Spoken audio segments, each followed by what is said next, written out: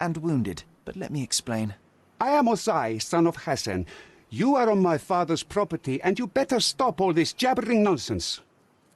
My name is Sherlock Holmes. I have every reason to believe that you were involved in the murder of Mark Ridley. Are you accusing me?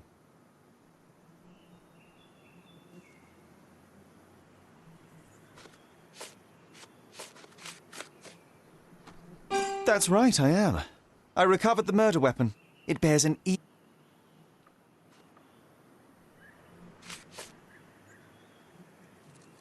It couldn't have been very comfortable for you inside that chest, waiting to catch.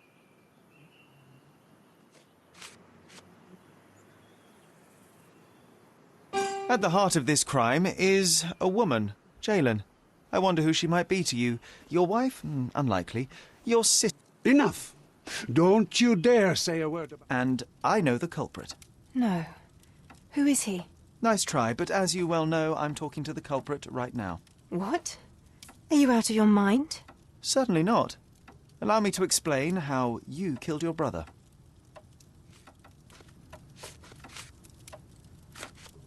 The missing box in your brother's room contained a LeMat, the same weapon used for the murder.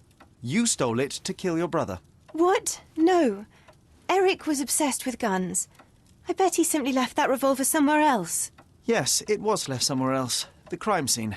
Abandoned in panic, a typical feminine response. No, I've never been to that cursed place.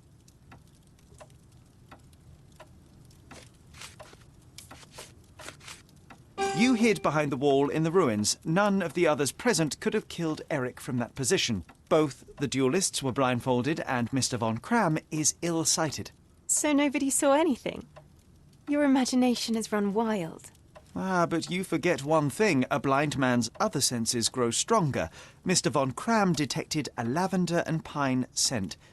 That of your ointment. You're taking the word of a sightless man. This is monstrous.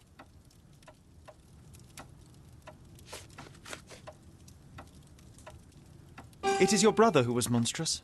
He was a tyrant and you could tolerate his abuse no longer. Living with Eric was a nightmare, yes.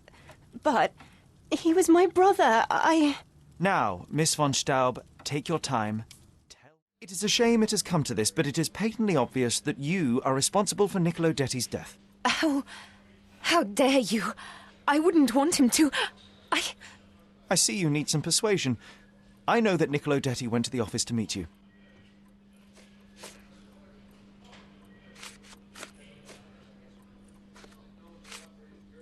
It was a midnight tryst. Niccolo would visit the office once Basilio left, but this time he returned.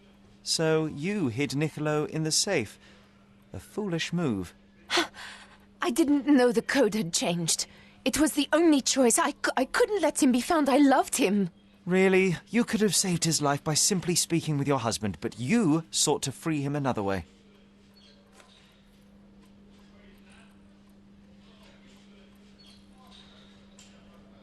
To free Mr. Detti, you hired Felicia Sevigny, a petty burglar, to crack the safe, and as a result, you killed your lover. No. It's because the combination had changed. It is not my fault. You are splitting hairs, Mrs. Capello. The fact remains you chose to risk Niccolo's life rather than call your husband. And I know why.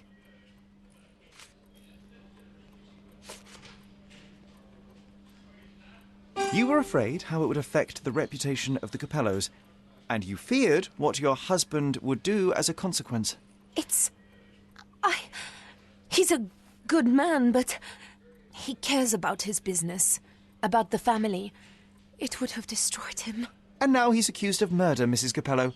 How can... Please give me some time to prepare myself. And thank you. Goodbye, madam. I'm behind you with this one. Some people deserve a second chance.